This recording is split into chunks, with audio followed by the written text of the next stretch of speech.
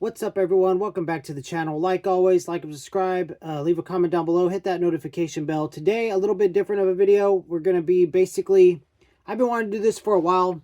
I might do it weekly, I don't know yet. Maybe just twice a month, I don't know yet. But mainly for accountability, as I've recently got back into writing. And I figured I'd just do like a writing / reading update vlog, just to make the videos a little more than like a few minutes. But I got back into writing about, it's been about 13, 14 days ago now.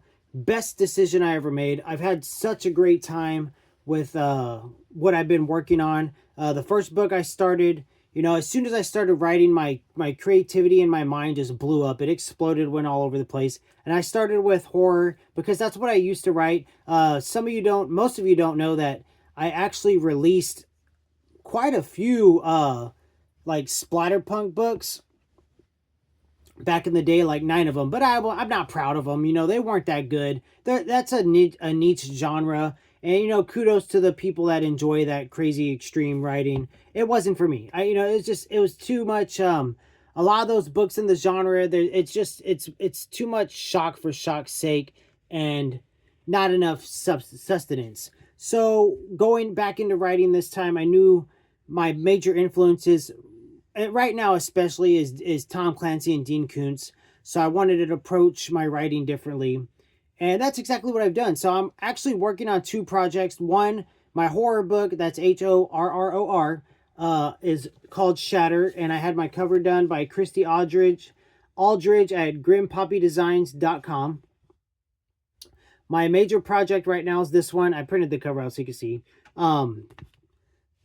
And I'm 30,000 words into it as of April 23rd, 2026. I would say at 30K words, this is my rough draft. My wife's doing a little bit of editing for me, and then I'm going to edit as well. And if I had the money, I might pay like a freelance editor to edit, but we'll see. I went to school for a lot of this stuff. I just, unfortunately, life isn't going to let me get my degree, so I have to put that on hold. But that's another story for another day. With this book, I knew I wanted to be very detailed and very, I wanted the atmosphere to feel alive, and everything I wanted just to be over detailed and real specific. And the characters, I really wanted the characters to be driven home. Like every character in this book, whether it's a main character or a sub character, I'm giving them everything I got to make them all unique, and just you get a good storyline for each as the plot evolves. The plot is basic. I do have 2 more horror books planned in the next few years, and I'm keeping them all in the same like vintage type of nostalgic feel for them. You know what I mean? Cameron Chaney's book. I can't get it out. I should have took it out before the video. Cameron Chaney's book, Fresh Hell, Autumn Crow High, really wanted me to get in the nostalgia vibes for writing. And that's what that's what I'm doing with Shatter. So I do have a blurb for Shatter. It needs some refinement, but I'll read it for you today. I'm not going to go too much details in this vlog. We'll save it for another vlog. But as of April 13th, 2026, April 23rd, I am 30,000 words into it. And I would say I'm a fifth of the way through with the book. So as far as the writing part goes. So here's the blurb that would go on the back. Sometimes people are just born evil. No explanation or reason. Carol is one of these people, and she is prepared to exact her will on her loved ones. Evil has no boundaries. Susie narrowly escaped the grisly murders at the hands of her once best friend before she left home. Now, years later, she has returned to her childhood home, where she hopes to finally heal from her trauma. Something is not right, though. There's something watching her, something preparing to kill again. A job yet to be completed. Can Susie stop it? Can she even figure out who's committing these murders before it's too late? Or will her past trauma break her will to live? Will she finally look evil in the eyes? Can she overcome her declining mental health? Or will her mind shatter? I know that's corny, but I liked it. You know what I mean? It's corn dog, but it was fun. So as far as writing goes, I do have another project that I am currently let's see, my wife should have the blurb for that. I am currently working on, and this one I am going to go real, it's going to take me about a year to write. I'm sure of it. Maybe that might be a longer stretch than I need. I might finish it sooner, but I already came up today on a whim at work. It just all came to me. I'm not going to show you what's on it, but you can kind of see through the paper. That's just a summary of what I want to do for my outline and like little bullet points of things I will have to research thoroughly, and people within that field I will need to, basically contact and ask questions on Messenger, which I've already asked in Facebook groups, military people and ex-law enforcement, and they've all been. So let me tell you one thing about the military techno thriller genre and its community. It's the best community I've ever been a part of as far as books go. They are so not toxic. It's insane. Like the other communities are crazy toxic. It's nuts. The only thing that is toxic in the group is the authors that are using AI to write and AI for their book covers.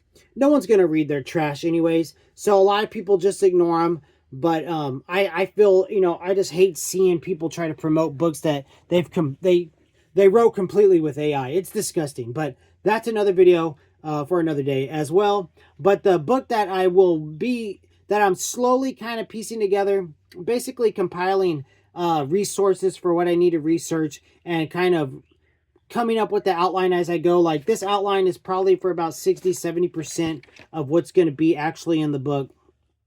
So I still got some more I need to add to it. And probably as I go, more things I will need to research because I want to be as factual as possible. I would hate to write a military thriller with, there's going to be some fallacy because I have no experience in any of it. But, and some, things will be exaggerated a bit, for the sake of the story. But as far as it goes, I want to do my best to mimic the master of all of it, Tom Clancy. The dude was a supreme genius as far as writing military thrillers go, and his books have changed my life. So I know that's weird to say, but Star Trek and Tom Clancy has changed my freaking life. Like everything I used to like, I don't enjoy it at all anymore. I still enjoy some of it, but like I don't know, getting into Star Trek, then Clancy, and then getting back into vintage horror, and then writing, and then of course reading my main hobby has been some of the best, it's been great. It's exactly what I needed in my life. And yeah, so what we got going on here for this one is Grid Zero. My wife made this cover using Canva. So you don't need AI to make a good cover. I absolutely love this cover. I might change the plane to a B-52 Strato Fortress. There is a reason, but that part of the book may drop, so that's why I haven't changed it yet. I just wanted a plane on it. This plane is the silhouette of the Doomsday plane. Of course, in my old age, my new hobby right now, as far as if I'm not watching like a show or movie, I'm watching military stuff. And now I've gone into watching people go to all these different African countries that you've never heard of. It's such a beautiful land over there. That continent is huge and nobody talks about it. So I've been loving that. One second. So that I do have a blurb. I wanted to do something different with this blurb. I worked on this all day like last week at work, and it's going to be like an excerpt from something one of the characters is saying, and it would be way later in the book. This could change, but as of right now, this is what I got. And this is a character speaking to like a committee, basically tossed together to try to track these terrorists down. So the existential crisis that would follow the aftermath of an electromagnetic pulse attack on a continental scale is vastly unknown. We can estimate, and not accurately so, that up to 10,000 lives would perish within the first 24 hours of the United States alone. Now, accompanying this with the potential activation of sleeper cells across the country and or small-scale homeland invasion, and the loss of human lives would rise exponentially. Imagine if these supposed blueprints of this advanced technological weaponry was permitted to land in the wrong hands. Imagine if they were used to somehow exhibit an attack on a global scale. The widespread devastation would be incomprehensible. Bluntly stated, gentlemen, Gates McFadden closed her eyes and took a deep breath for dramatization. When she reopened them, she looked at the tired faces of the ragtag committee assembled at the last second to oversee the compartmentalized operation. it would be Goddamn Hell on Earth, Grid Zero. So I'm super proud of that little blurb I wrote. Like, it's some of the best writing I've ever done in my life. And I hope I can keep that type of language and vocabulary throughout the book. It's going to be difficult. So that's my writing update. As far as reading update goes, I'm doing something different going into the next several months.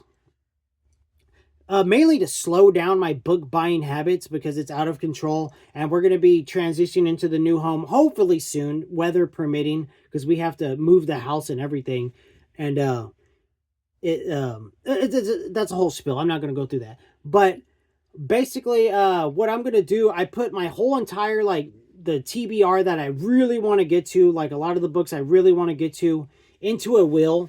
And I have a couple other coming in the mail that I want to put into the, like, a will of names is what it is. You've all seen it. You know what I'm talking about.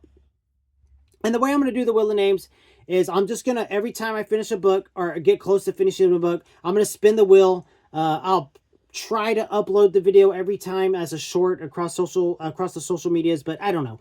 The only way I would break off the wheel is if I'm fiending for Star Trek or Tom Clancy and I don't want to wait for the wheel to land on it. And at the same time, my wife and I have a list of authors. We want to try one book of theirs a month, one author at a time. And we picked The Kill Artist by Daniel Silva. It's a series. I don't remember what the series is called. It doesn't say. It's a series. But I don't remember what the series is called. I want to say it's the Gabriel Allen series. But if I don't land the will on this by the last week of the month, then I'm just going to pull it off the will and read it. And each time we pick a new one, I'll plug it into the will. And then, and as far as a lot of the books, as I read them, nothing's going to replace them. But like Star Trek will be replaced. Books in a series like Star Wars and Tom Clancy. As I finish one, I'll add the next one. And just for example, I'm currently reading W.B. Griffin by the Order of the President. Should finish it tonight, tomorrow night at the latest. And I went ahead and spun the wheel already. I did a screen record on it. And it landed on the next book in the series. Of course. Why wouldn't it? So what I did was I took this book off the wheel and I added what would be the third book into, the Will of Names. So that's the way I'm going to do it for a while, to slow down the book buying habits and to finally get through some of that backlog, because I'm real indecisive. Every time I finish a book, I just have no idea what I want to read. And I go through like genre phases.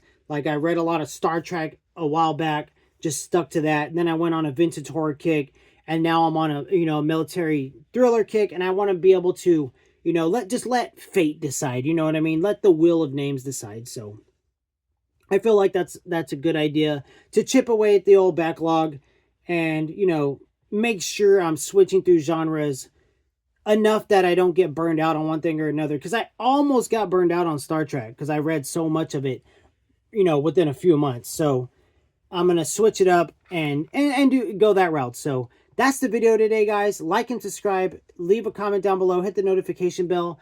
And I may, if I'm reading longer books, like this, and I'm slacking on getting something out, I'll probably do these videos more often. So, I know next week, towards the end of the week, before the weekend, we got the ranking video for March or for April, and then my haul video. I have a pretty enormous book and / movie haul from this month. It's insane. So, and that's why I'm gonna slow down going into May and June. So, that's it. Later.